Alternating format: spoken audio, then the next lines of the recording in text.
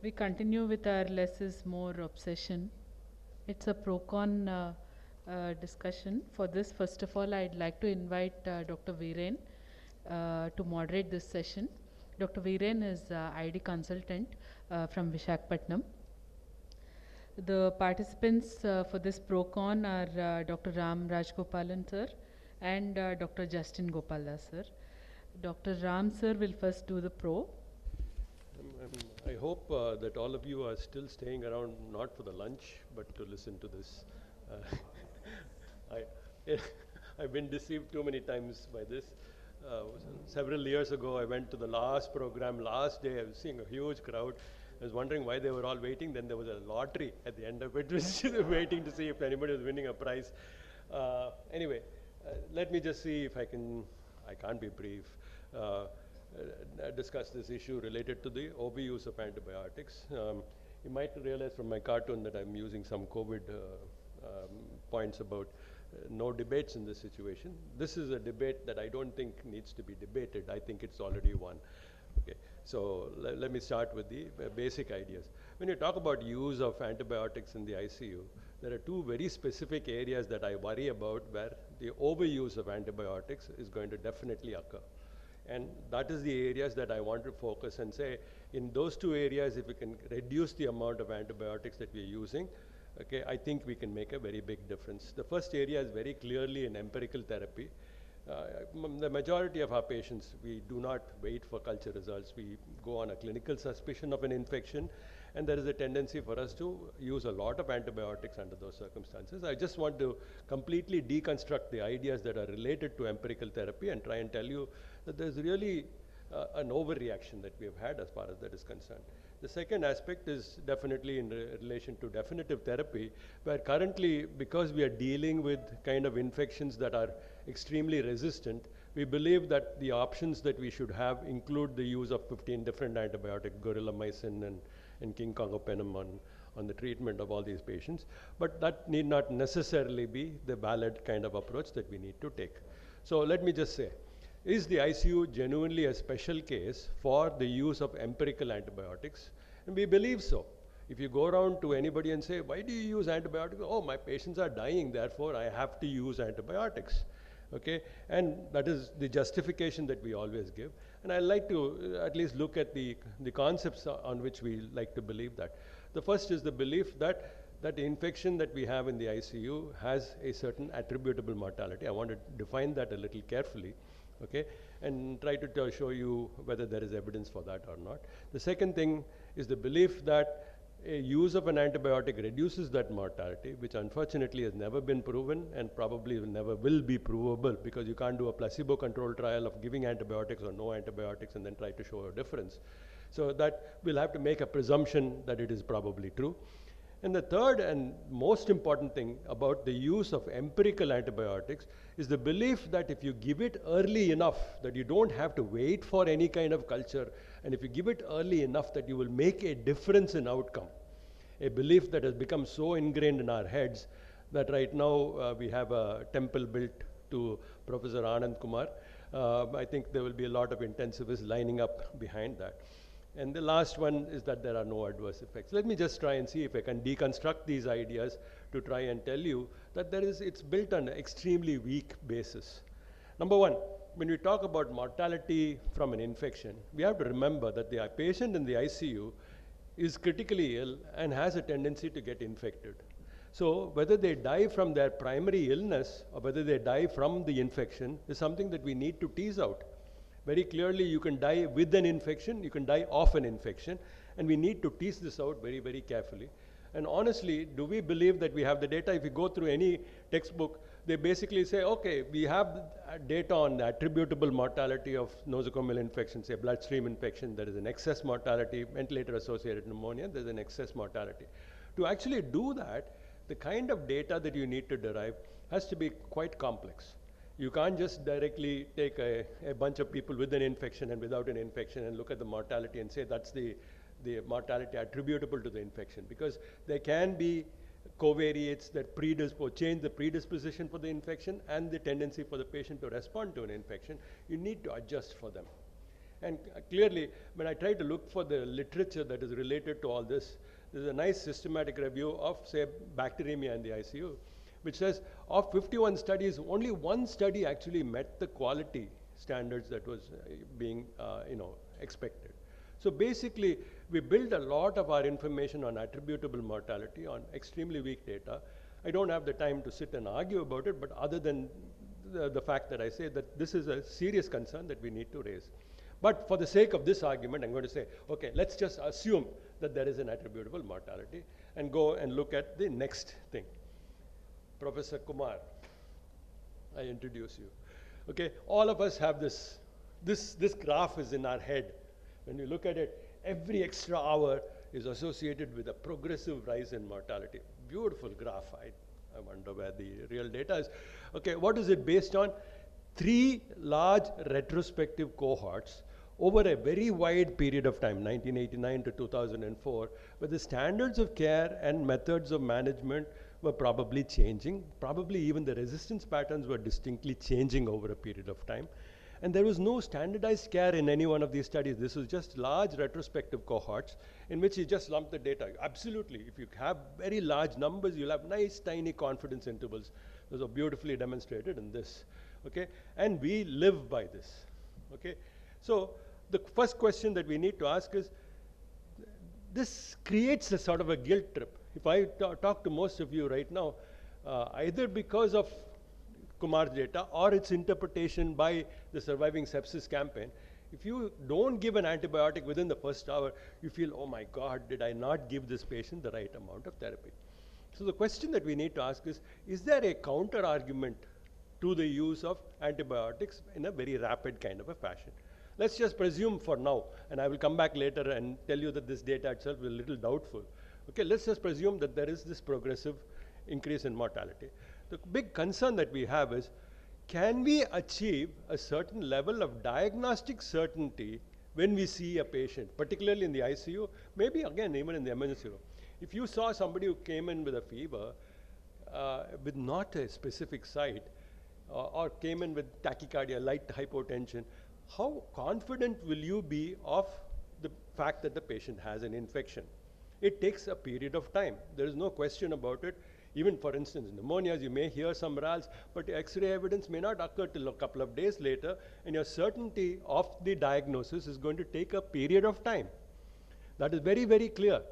And in fact, this nice study, and if you go back and look at the authorship of this particular paper, it's a prospective cohort, 8 ICUs in the US and Europe, which included all the big names in intensive care, where they looked at patients who were empirically treated, suspected to have a nosocomial infection and were empirically treated.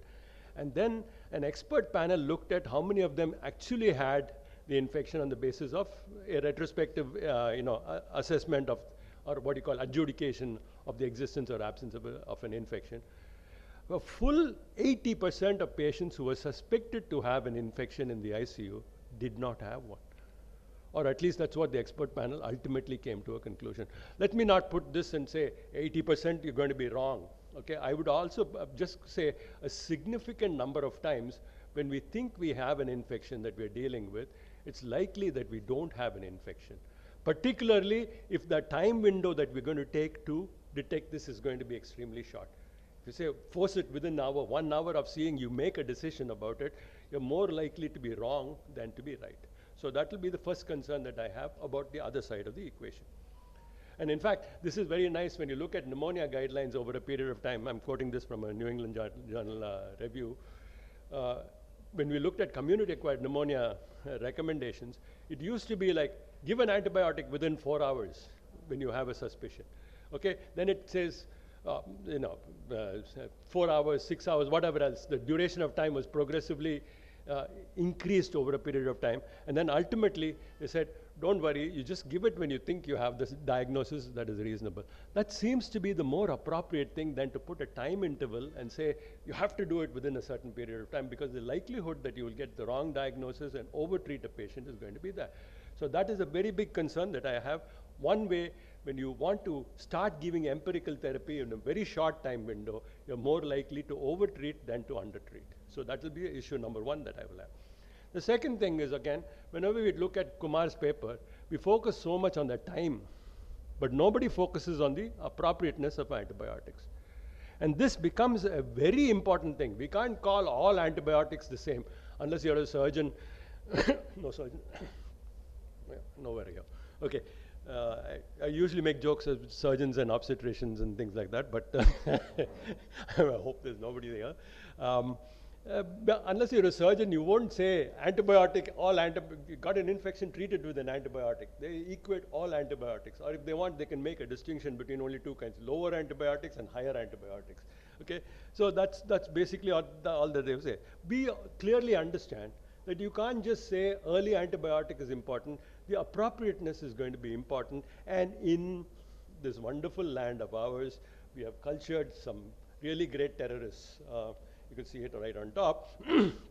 Very, very clearly, the concern about metallo-beta-lactamases, the concern about extremely widespread extended spectrum beta-lactamases really raise a concern of whether you can get a correct antibiotic when you're empirically initiating the therapy. Okay, so that will be the second concern that I'll have. So how does this alter the way in which we look at things? I just want to look at it that the Kumar approach to it, I would argue, is an extremely simplistic approach to looking at empirical therapy. So here there is a presumption that if you have an infection, it is either likelihood that you have it or you don't have it. Okay? And if you have it and you gave an appropriate antibiotic early enough, you're going to have a good outcome. I'm not going to argue against that. Okay? But the frequency with which you don't have an infection and whether you develop complications related to the development of resistance or other adverse effects from the medication is usually underestimated. Okay? And in fact, when you look at this entire network, which becomes a little complex, the way in which Kumar interprets it is almost like what the blind man and the elephant did. They look very clearly at one arm of the entire process and completely ignore the other arm. Now, as I said, if your misdiagnosis is going to be reasonably high, I'm exaggerating a little bit over here, you have to remember that the adverse effects are likely to be far greater than the beneficial effects. And that is something that we need to clearly be concerned about. So the diagnostic certainty that you have is so important. And when you're making a decision empirically in a short time interval, the diagnostic certainty is going to be so low that the probability that you're on the wrong side of the arm is going to be much higher. And that is the big concern that you will have. Okay? What about pushing it? So, what about the other situation that you can have where your antibiotic resistance is very high? So, under those conditions, your ability to get a culture-appropriate antibiotic is also going to be restricted. And again, it is going to skew your data towards more harm than towards benefit. So under these two conditions, when you have diagnostic certainty that is low and resistance that is extremely high, a choice of an empirical kind of an approach is potentially likely to create more harm than benefit. And if you really look at it, and we look at more recent data about the importance of timing of appropriate antibiotics, certain other trials do not show you. This is, again, a better kind of association. You have a prospective database from a large randomized controlled trial, which doesn't show you the kind of association between either shock or the early diagnosis and the outcome in patients who are getting antibiotics. This is exactly the opposite of what you saw with the Kumar trial. And if you look at a meta-analysis, okay, of all the studies that look at the differences between the use of antibiotics early versus late, there is absolutely no significant difference. And if you look at even the subset that Kumar always talks about, he's an outlier. Look at his data. Okay, he's a very clear outlier in comparison to the rest. And we base all our decision making on that one outlier, which I would argue is absolutely dangerous. So what we are doing right now is we are, using early antibiotics in a very aggressive kind of a fashion, built on a very weak kind of an argument. Now the other argument will be, okay, you said something about resistance, so why can't I just throw colistin at everybody who walks in? That has been tested actually in this study, where basically you look at it as a prospective cohort. It's not necessarily a randomized controlled trial, but effectively in patients with MDR Acinetobacter, when you give them colistin empirically, it doesn't make a difference in terms of outcome. Actually, there was a small increase in mortality when you're giving them more colistin than not. Okay, so which raises your concern whether you can even expand your armamentarium. Okay, so increasing, making it more frequent, making it more available need not necessarily translate into a beneficial kind of an outcome. Let's look at the other side of the equation. Okay, I don't think I'll go through all of this. I've already argued about it. Attributable mortality is questionable. Whether we genuinely can make a difference in survival by the use of an antibiotic, we don't know. But the one thing we know very clearly is delay in antibiotic administration. Whether it makes a difference in outcome is clearly debatable, and there is always some concerns about resistance. So the basic premises on which we built our our temple of empirical therapy are actually quite weak. How about the other side, the bogey of combination therapy, as we would call it? Okay, it started long ago with Pseudomonas, where basically you look at Pseudomonas and look at in vitro susceptibility. There seems a lot of reasoning why you want to combine a penicillin with an aminoglycoside, and ultimately we or combination kind of therapies in that, and sooner or later we shot it down. Then it came back again when Acinetobacter started coming around to all of us. Okay, and the initial data was based on these kinds of opinion. I don't remember, this is 2011 or 2012, but there's actually an expert panel that was also constituted after they looked at data like this.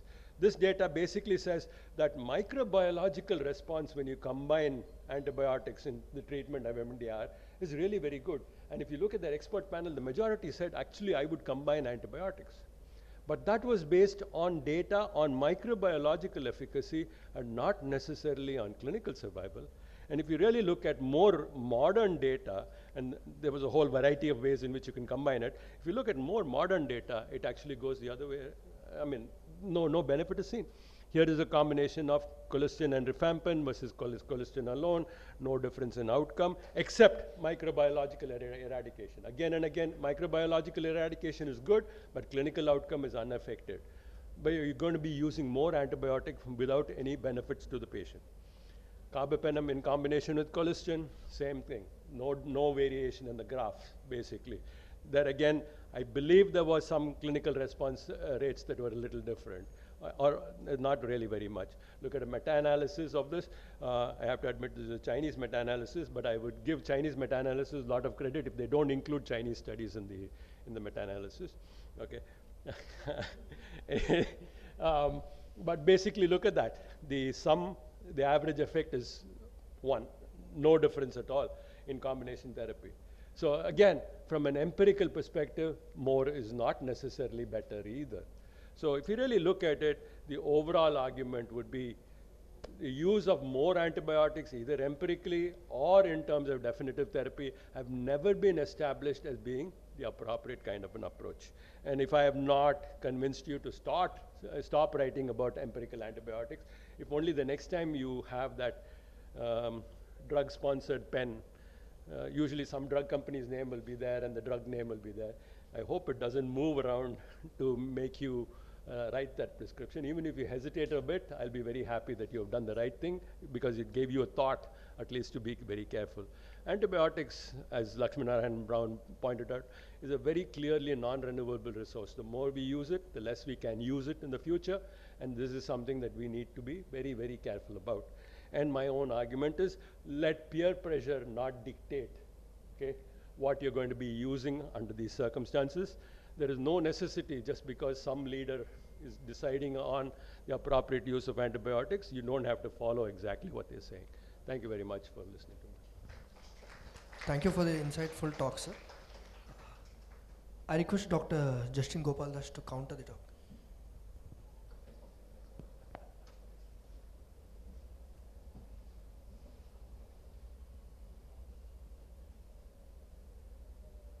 One arm of the entire process and completely ignore the other arm.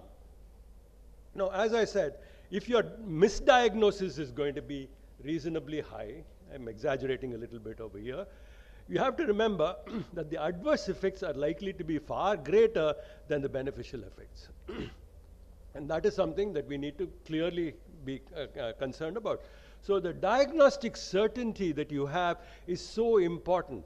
And when you're making a decision empirically in a short time interval, the diagnostic certainty is going to be so low that the probability that you're on the wrong side of the arm is going to be much higher. And that is the big concern that you will have.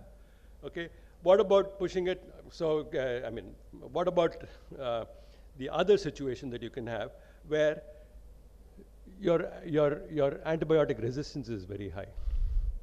So, under those conditions, your ability to get a culture-appropriate antibiotic is also going to be restricted. And again, it is going to skew your data towards more harm than towards benefit. So under these two conditions, when you have diagnostic certainty that is low and resistance that is extremely high, a choice of an empirical kind of an approach is potentially likely to create more harm than benefit. And if you really look at it, and you look at more recent data about the importance of timing of appropriate antibiotics, certain other trials do not show you. This is again a better kind of an association. You have a prospective database from a large randomized controlled trial, which doesn't show you the kind of association between either shock or the early diagnosis and the outcome in patients who are getting antibiotics. This is exactly the opposite of what you saw with the Kumar trial. And if you look at a meta-analysis, okay, of all the studies that look at the differences between the use of antibiotics early versus late, there is absolutely no significant difference. And if you look at even the subset that Kumar always talks about, he's an outlier. Look at his data. Okay, he's a very clear outlier in comparison to the rest. And we base all our decision making on that one outlier, which I would argue is absolutely dangerous. So what we are doing right now is we are, using early antibiotics in a very aggressive kind of a fashion, built on a very weak kind of an argument. Now the other argument will be, okay, you said something about resistance, so why can't I just throw colistin at everybody who walks in? That has been tested actually in this study, where basically you look at it as a prospective cohort. It's not necessarily a randomized controlled trial, but effectively in patients with MDR Acinetobacter, when you give them colistin empirically, it doesn't make a difference in terms of outcome. Actually, there was a small increase in mortality when you're giving them more colistin than not. Okay, so which raises your concern whether you can even expand your armamentarium. Okay, so increasing, making it more frequent, making it more available need not necessarily translate into a beneficial kind of an outcome. Let's look at the other side of the equation. Okay, I don't think I'll go through all of this. I've already argued about it. Attributable mortality is questionable. Whether we genuinely can make a difference in survival by the use of an antibiotic, we don't know. But the one thing we know very clearly is delay in antibiotic administration. Whether it makes a difference in outcome is clearly debatable, and there is always some concerns about resistance. So the basic premises on which we built our our temple of empirical therapy are actually quite weak. How about the other side, the bogey of combination therapy, as we would call it? Okay, it started long ago with Pseudomonas, where basically you look at Pseudomonas and look at in vitro susceptibility. There seems a lot of reasoning why you want to combine a penicillin with an aminoglycoside, and ultimately we or combination kind of therapies in that, and sooner or later we shot it down. Then it came back again when Acinetobacter started coming around to all of us. Okay, and the initial data was based on these kinds of opinion. I don't remember, this is 2011 or 2012, but there's actually an expert panel that was also constituted after they looked at data like this. This data basically says that microbiological response when you combine antibiotics in the treatment of MDR is really very good. And if you look at their expert panel, the majority said, actually, I would combine antibiotics. But that was based on data on microbiological efficacy and not necessarily on clinical survival. And if you really look at more modern data, and there was a whole variety of ways in which you can combine it, if you look at more modern data, it actually goes the other way. I mean, no benefit is seen. Here is a combination of colistin and rifampin versus colistin alone, no difference in outcome, except microbiological eradication. Again and again, microbiological eradication is good, but clinical outcome is unaffected. But you're going to be using more antibiotic without any benefits to the patient. Carbapenem in combination with colistin, same thing. No variation in the graph, basically. There again, I believe there was some clinical response rates that were a little different, or not really very much. Look at a meta-analysis of this. I have to admit this is a Chinese meta-analysis, but I would give Chinese meta-analysis a lot of credit if they don't include Chinese studies in the meta-analysis. Okay.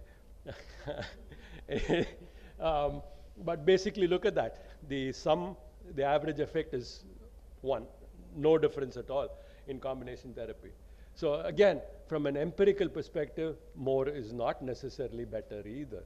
So if you really look at it, the overall argument would be the use of more antibiotics, either empirically or in terms of definitive therapy, have never been established as being the appropriate kind of an approach. And if I have not convinced you to stop writing about empirical antibiotics, if only the next time you have that drug-sponsored pen, usually some drug company's name will be there and the drug name will be there. I hope it doesn't move around to make you write that prescription. Even if you hesitate a bit, I'll be very happy that you have done the right thing, because it gave you a thought, at least, to be very careful. Antibiotics, as Lakshminarayan Brown pointed out, is a very clearly non-renewable resource. The more we use it, the less we can use it in the future, and this is something that we need to be very, very careful about. And my own argument is, let peer pressure not dictate, okay, what you're going to be using under these circumstances. There is no necessity, just because some leader is deciding on the appropriate use of antibiotics, you don't have to follow exactly what they're saying. Thank you very much for listening to me. Thank you for the insightful talk, sir. I request Dr. Gustin Gopal to counter the talk. Hair and knowledge acquired over a period of time was to go about. I would have lost it a long time ago. But hopefully I'll make a case. And I understand where the discussion went by, and I completely agree with the fear factor that drives the antibiotic prescription, which is inherently inbuilt into us, and probably one of the ways that I could make a case for it as well. Yeah. So before I say something about antibiotics, what I wanted to say is that probably we shouldn't be talking, when we talk antibiotics, by trivializing, by saying that it is less is more, which is what I think is, because there is more to antibiotics in a general sense. Coming to debating it, and I'll probably debate whether it is more or less in a little bit later, but I thought that is one thing. The second thing is that in Indian scenario, 85 to 90% of our ICUs are open, and then so essentially majority of those are, all of them, prescriptions that happen in these ICUs are not done by intensivists. So that's the control on it.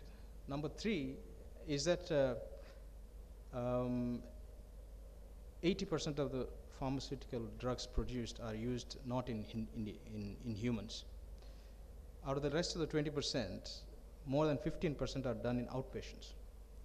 When you come down to actually ICU, we are close to 1% of the produced antibiotics that are what we are discussing at this point of time. So I'm not trivializing again, but I think what we wanted to know is that the pressure on bacteria, both in community and into our own homes like ICU, is produced because of our actions, and that's probably what we're going to debate. And I do not want to trivialize that. And that's a bigger debate than calling it just less is more. Any questions from the audience for the speakers? Yeah, can we do, because Kumar's study is all retrospective, can we do something like prospective? Because we all understand in the emergency, not everybody follows 1 hour. 1 hour is never possible. Even we did an audit and to look into our the bundle, the sepsis bundle, and we saw that it's only 20% that we are giving it the antibiotic within 1 hour actually, because most of the times it has to do with a lot of logistical reasons, because cultures are not sent, because somebody didn't pay for that, they did not in the emergency. When they come in the emergency, you don't actually, they have to pay the bill, and then only those things happen. So I think our natural, normal way is not 1 hour actually, But if we can do a study where we can specifically do 1 hour for few and then do the standard approach, we will end up comparing between 1 hour and delayed and then see what is the outcome.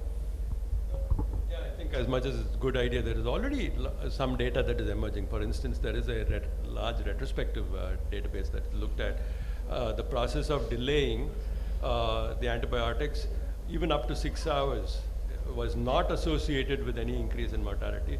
The point was very, very clearly the fact that we needed to reach diagnostic certainty.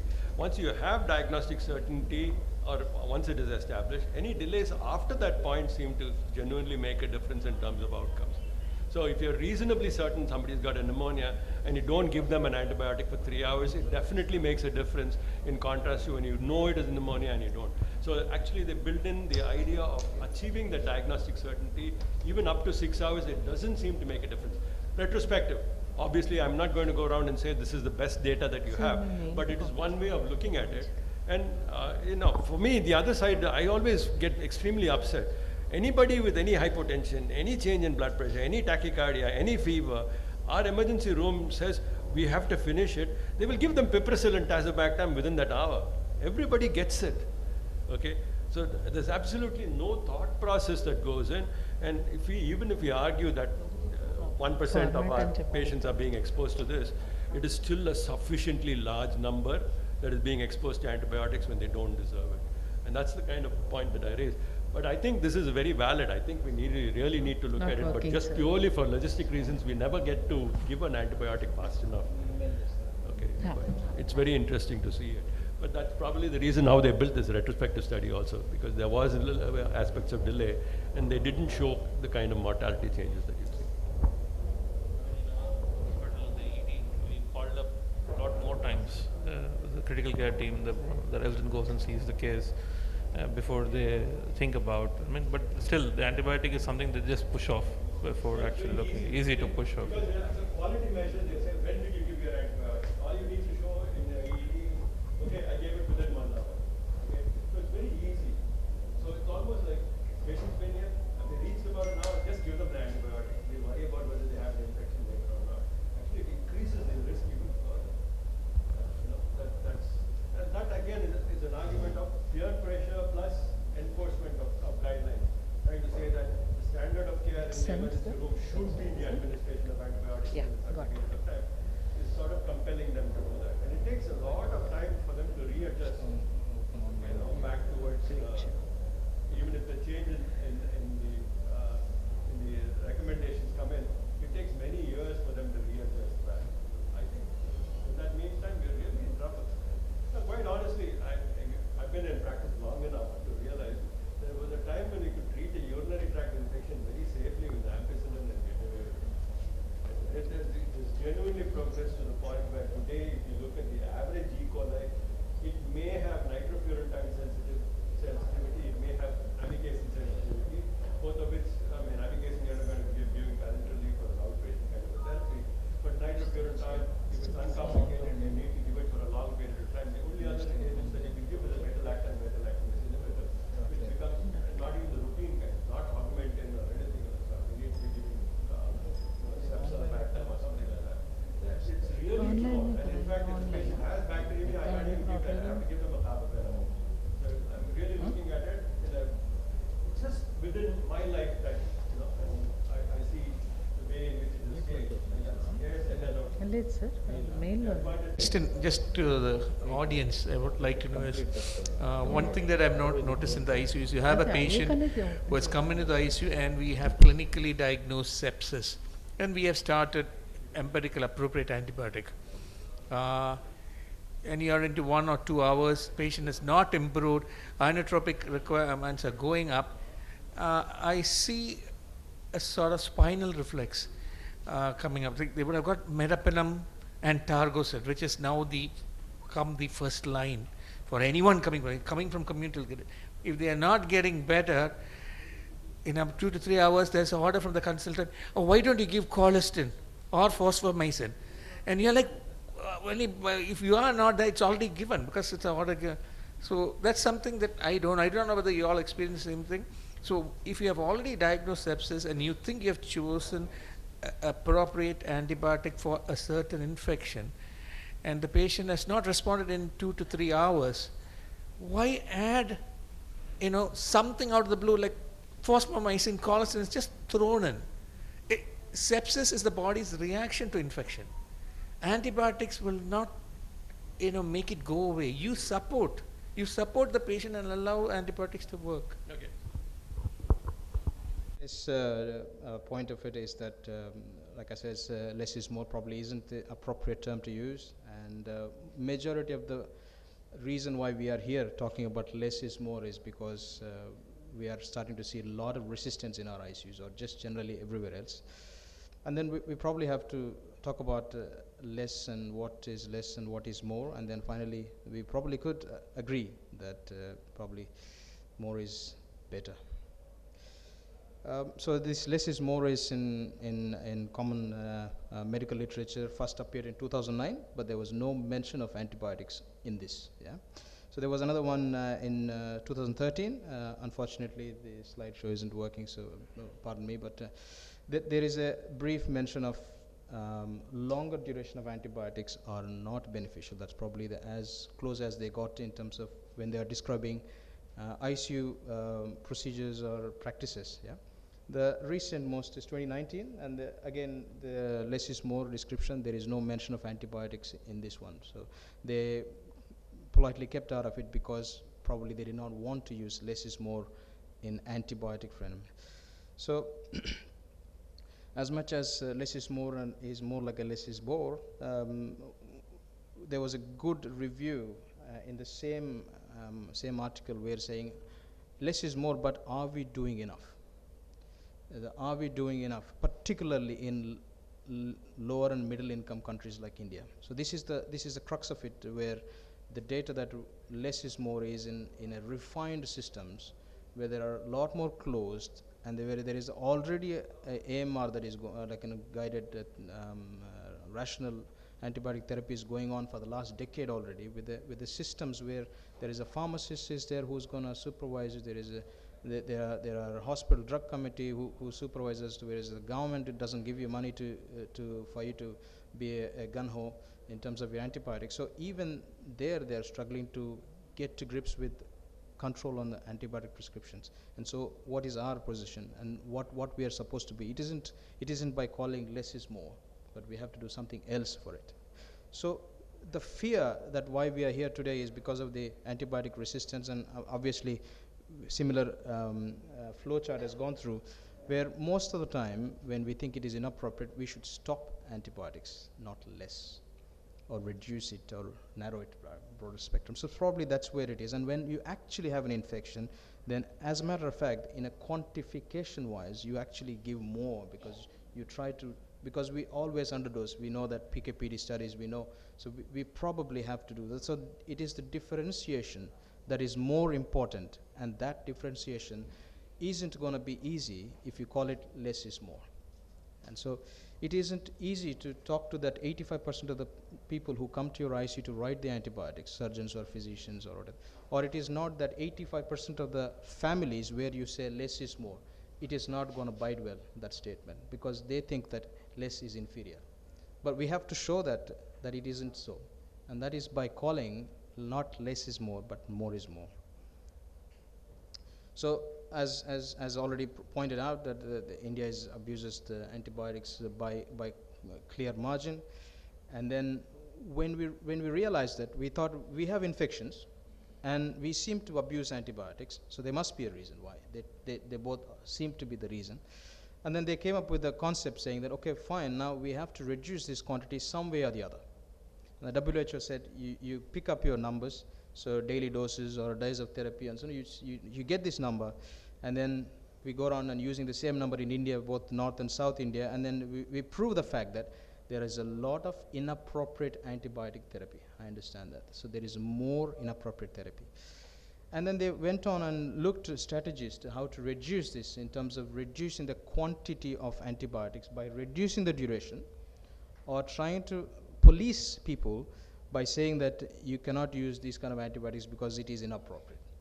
And despite whether it is in Western country or in India, particularly where there is a closest physician or closest ICU cares, it came up that we managed to barely get to 15% reduction in antibiotics. And most of these are happening only in a low acuity, low illness patients, not in a sick patients. That not happening. So at the end of the day, the fixation with which we have been doing the quantity, what we call as the attention to quantity of antibiotics for the last 15 years essentially, is not working, because we are not getting anywhere, and we continue to speak about it like this in the meetings and not do anything, because we seem to either trivialize or not mentalize why it is not happening, and that's where the concept goes in. So the majority of the time, as we've realized, that either it is because doctor who is afraid because he is challenged with such previous presentations, the fear of missing out, and the interaction with the patient who's pretty sick and giving you a false sense, as we have seen in that 80-20 study, and then you make a decision. And this is one thing that I've realized, that as there is a very high degree of uncertainty, and then they have to really make a decision about a qualitative and a quantitative decisions that affect the patient's outcome, and in a sense AMR and cost and everything else. So for me, this is quite a difficult decision for a physician to be there, particularly if you're the admitting physician and treating physician. So it comes down to clinician's behavior, and the behavior obviously has a lot of other things to go about, and I'll digress a couple of slides. They have a lot of cognitive biases and social behaviors, which we have done only two things here. We said fear of missing out was one of the things that we discussed, and probably inappropriate use because of peer pressure. So there are two aspects, but as a matter of fact, it looks like there is a lot more to it. There is more to it. It's not less to it. So we can't trivialize that there are only two aspects. So there are a lot of non-modifiable factors, like in how old you are, how gender, and where you come from, and things like that. But there are a lot more modifiable factors, how your team does, and how you're accepted in your things, what are your beliefs about whether somebody actually has a bad event, and how are you going to get through it. So these are the things that drive a physician when they are making the decision, and that is more, not less. And then cognitive biases, we do a lot of shortcuts. I'm sorry for the format changes, but there are a lot of these biases that we use on a day-to-day basis, including how we analyze the literature to our benefit, to do what I want to do at that period of time. So all these things make a decision. I'm sorry, like I said, I digress, and if somebody didn't get it, that's okay. Yeah. So at the end of the day, I wanted to reiterate that less and more, even though it is inappropriate to use in antibiotics as a bigger discussion, we could still, let's say that if you give a less thought or a less behavioral changes, like any bundles, all the bundles that we do in ICU are not designed to show benefit on their own, but they are designed to change your behavior and in turn provide outcome benefits. That's exactly what I'm saying. And so what I meant to say is that even in antibiotics, unless we make the lesser the effort that we make, the more will be the problems, which is exactly what is happening at this point of time. In that sense, less is more, no, but not the right way.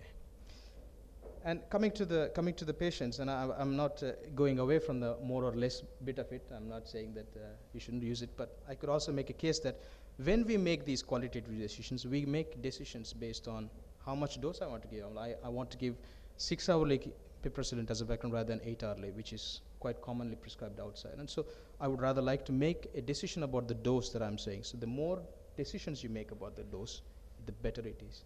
The more decisions you make that patient needs a loading dose, particularly these are sicker patients, ICU patients that we're talking about, the more frequency that you write, 6-hourly versus 8-hourly, or the number of drugs, obviously the less the better, but so that's the thing. And qualitative decisions.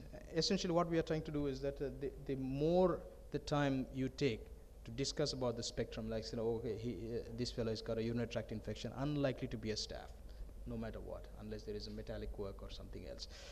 So when you make that kind of an effort, that more effort, then the outcomes are better. We know that there is, and I don't want to show all the literature I've got slides. The effort made to duration or a route or a speed of initiation or when you have a PKPD considerations, like most of my beta-lactams in my ICU go as an infusions now. And then having an antibiogram, the teams or the physicians who look at their hospital's antibiogram even once, or ever audited their own practice rather than just thinking about what they had done in the last 5 patients. That difference, that more effort would mean that so much more reduction in the antibiotics on their own, which is collectively what we want. But it isn't by saying that less is beneficial, but by making more effort.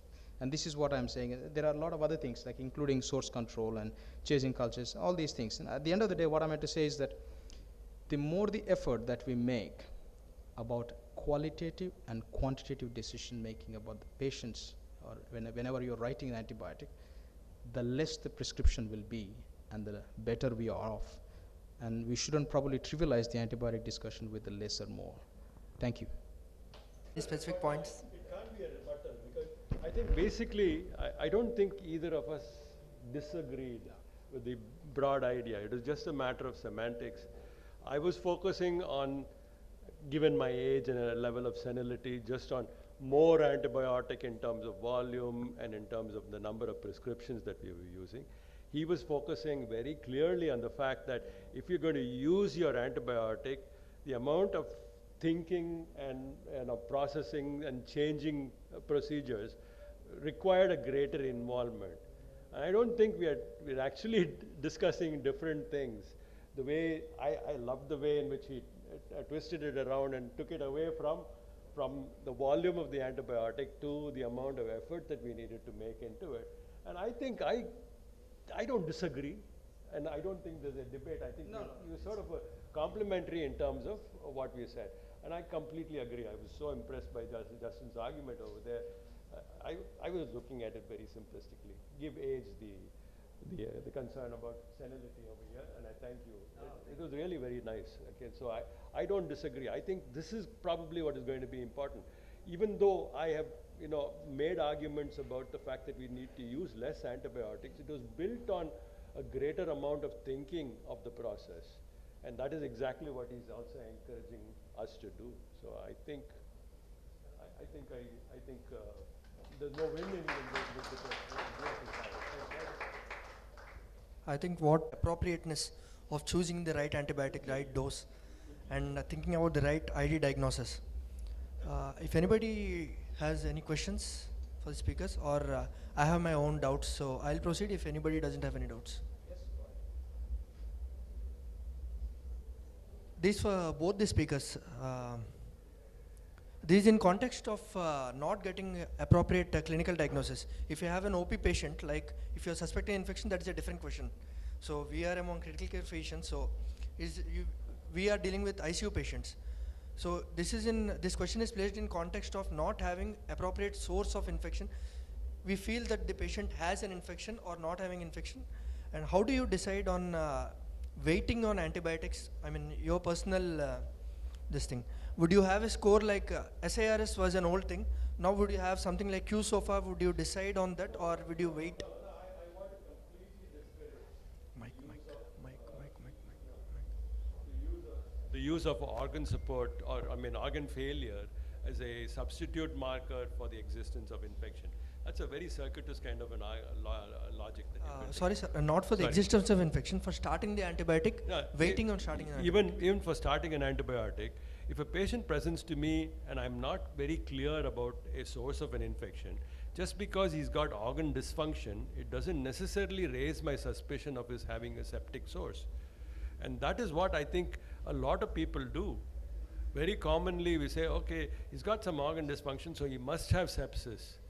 Okay, and we go ahead and it actually was encouraged by some of the sepsis 3 guidelines were basically something that was encouraging that circuitous argument. If you don't see sepsis, if you see organ dysfunction, raise concerns about sepsis and treat it early. That again will tend to over-treatment as a primary concern. And I think it is so much completely dependent on how your training, your background, your peer support, everything else really matters in the way in which you make decisions. Yeah, in my unit, it gets to the point where sometimes I kick my guys and say, why did you resist giving the antibiotics for so long? I think it is very subjective. I have absolutely no way in which you can put it down into a simple formula. But learning how to resist is a lot more difficult, because see, again, there is another thing. Not doing something is generally viewed as being having a negative connotation, in contrast to doing something. And giving an antibiotic always seems like you're doing something. My argument is that's not necessarily very valid. That is basically omission versus commission, I would say. Sir, would you say the same thing even if you did not get an appropriate non-infectious diagnosis as a reason for example, patient presenting in shock? Even if you don't have a non-infectious diagnosis, even that takes time. My own point is, you get much greater clarity by just looking at the patient repeatedly over time. So my own concern is the urgency with which we overuse the antibiotic is probably what we need to try to avoid. We tend to overuse only because of this fear that if we don't give it early enough, we're going to hurt ourselves. And as a consequence, we just push through the process. I don't think it is, I think if we can get over that fear, it makes a big difference. Thank you, sir. Dr. Gustin, same question for you also. Would you agree with him? Like, I think you would also not use any prognostic scoring like the quick SOFA, I mean, anything like that in your practice? I think my evolution was initially I was using SOFA, like early days. So delta SOFA for a patient, essentially, which is what VAP is now, isn't it? You have to have certain amount of score, or in those days CPI score, what we used to do quite early, and so we used to use that as a way to justify giving antibiotics in a way. So we were trying to justify our decisions. As the time went by, I changed the view to using these scores to resist. It isn't enough, so unless it fulfills, I won't give it. And at some point, even if it fulfills, we stopped, as evolution went, and we started resisting, even though they had a SOFA change. Like what you're saying, actually, if there is a actual infection, worry, and organ dysfunction, only then things would change. Otherwise, if there is only organ dysfunction, we wouldn't be going ahead and doing antibiotics. So that resisting is an evolution in a way, for me at least in the last 15 years. I also think again you are just fresh from out of the country back in over here. It very much depends on the context in which you work too. In a kind of a Western atmosphere where there is relatively less fear about of resistance, and those 2 points and probably a greater availability of tools that will give you a definitive diagnosis faster, the tendency for you to use early empirical therapy is probably much greater. I think we need to look at that environment too. I think that's what influences the way in which we make our decisions. Mine is from 20 years after returning and being oozing, like I said, in the progressive development of resistance of all our organisms. Okay, so I think my level comes from there, and his again comes from a slightly different position. So over a period of time, I think it will converge. Ultimately, we're not going to be using antibiotics for anything. We need to look at something else. Thanks a lot for both of the speakers. I would say that to conclude that everybody would agree that there should be an appropriate clinical ID diagnosis. Thank you. Lastly, I would like to have an opportunity to say a vote of thanks.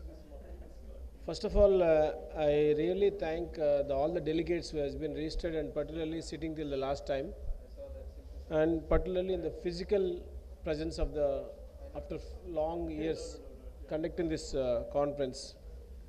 And I sincerely thank the faculty who has come from all over India, Vijayawada, Amaravati, Hyderabad, Chennai, Bhubaneswar, Kolkata, Mumbai, Delhi.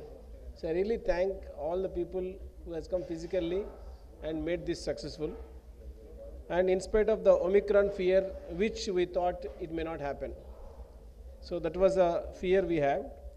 But for the success of all this, the team behind is Dr. Jekina Srinivas, Dr. Jajjari John David, Dr. Divakar Lavarlakshmi, I think you all know her, what she is doing for the last 2 days. Dr. Tamiraj Satish Kumar, Dr. Takellapati Rani, Dr. Achyut Gongada, and Dr. Ambati Mohan Rao, and Nilufar Begum and Miss Bharani who have been helping us. And particularly I thank again volunteers team of Abhishek and other team for the transportation, and audiovisual team Mr. Ramakrishna, and Hotel Rockdale Mr. Mishra and Satish who has been there, and for banners and the background Sanapala Sridhar, and for a video recording Pasumarthi Mohan and the team.